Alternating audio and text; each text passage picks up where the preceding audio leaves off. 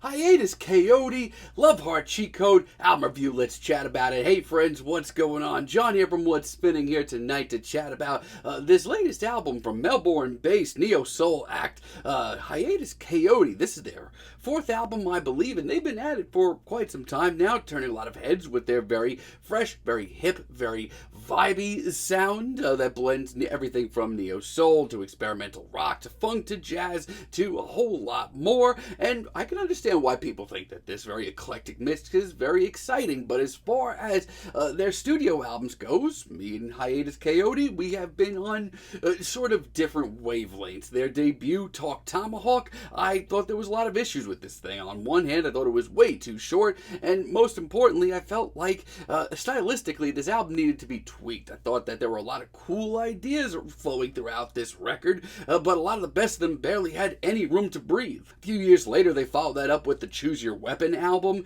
and I once again found myself really conflicted. I mean, there's nothing necessarily wrong with this record. The instrumentals are super hip, genuinely cool. The atmosphere is very, lively, colorful as well, and the soulful vocals are really captivating. But my issue was all of these elements sounded good, but a lot of them didn't come together. It just really didn't excite me at the end of the day. Now, the last time we heard from the band was in 2018 with their Mood Valiant record, which I thought, not for nothing, was their best work to date. This to me was like turning on a light switch. I love the soulful performances on this thing. I love how electric the performances come off. Not to mention the very cosmic production of this record made everything come together and just really pop at the end of the day. Now, leading up to this thing, I was very curious to hear where the band was at, but if I'm being honest, I thought the singles that we were getting were a little all over the place, and once again, there is a serious disconnect for me in this record. Now, much like their last few records, the highs on this album are really high. Like Dreamboat, for example, that kicks this album off. Not for nothing,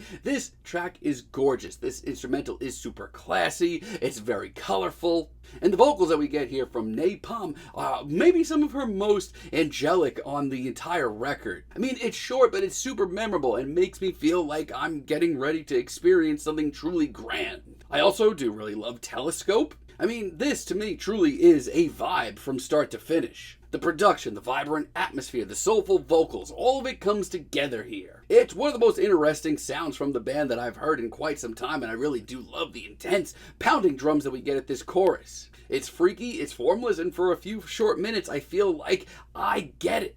I have a lot of the same feelings on Dimitri later on in the album. This track is straight money. It's got that swagger to it. It's got the charisma. It's super busy. And it's also just impressive to see, because in moments like this where not only are Hiatus Kaiyote definitely on the same page, but everything comes together here, it's magic, man. It's flashy, it's hip, it's bluesy, it's soulful, it's an eclectic sound that I want to hear more of. And it's not like this is anything outside the box, but it's one of their most concise and complete thoughts here. However, there is still such a disconnect on some of these songs. Like, take, for example, Make Friends. This was one of the singles leading up to this thing. I don't necessarily have an issue with the very carefree, airy vibes of this track. No, what I'm not as enamored with is the rest of this track. I mean, the soulful vocals, they are super impressive. But these instrumentals for half of this track just sound like they're meandering, trying to catch up, trying to get focused and failing. It just doesn't grip me. Then we have BMO is beautiful. I mean, is anybody having fun anymore? I was for a little bit. And for me, leading up to this record, Everything's Beautiful was the least captivating single here, and I'm still not a fan of it. I mean, yeah, the funky riff is nice from a distance. It's flashy, it's got a little groove to it, that's great, but once again, there seems to be a lack of direction. It's a bustling track with so much going on, and not a lot of it really grips me. And oh God, I feel like I hear people talk about Hiatus Kaiyote so often as being this vibe project that you just need to let yourself just get lost in. And then I hear tracks like Long Cat, and I'm like, really? And listen, I'm all for a bit of fun, but this track is just pathetic. Between the glitzy instrumental and these asinine lyrics, I'm just not feeling this. And How to Meet Yourself, I mean, it's got a hell of an atmosphere. It's smoky, it's nocturnal, and it's just kind of here throughout the rest of the track. I mean, this jazzy instrumental, I hate to say it, but it just doesn't bring anything new to the table. It sounds average. It sounds like the band trying desperately to be hip. It's another really disconnected and disjointed record from Hiatus Kaiyote for me, sadly, and I do wish I enjoyed it more because I feel like, there's definitely bright spots. As a matter of fact, the last leg of this album is pretty great. Like Love Heart Cheat Code, for example. This track is exactly where I want to hear the band. This riff, this atmosphere, everything is so hard to place. It's so off-kilter. It's so weird. And while it has this very formless feel to it, the swelling synths and Nate Palm's very haunting vocals brings everything together. It feels like an experience, and I love that. I also really love Cinnamon Temple. This was the final single dropped leading up to this record, and it was a breath of fresh air for me. I love hearing this band freak out like this. It's nasty, the drumming is hectic, these guitars don't sit still. The sense of urgency here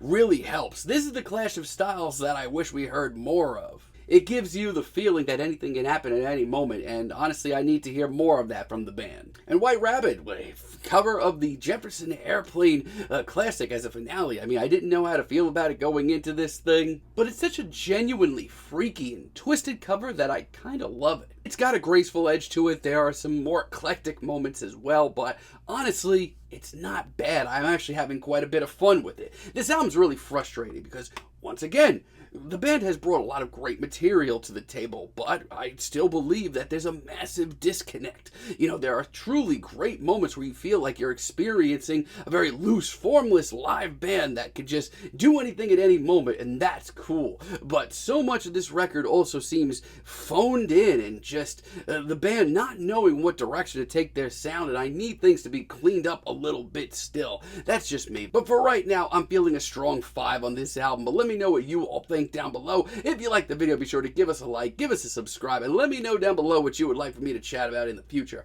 And until next time, have a great day, friends.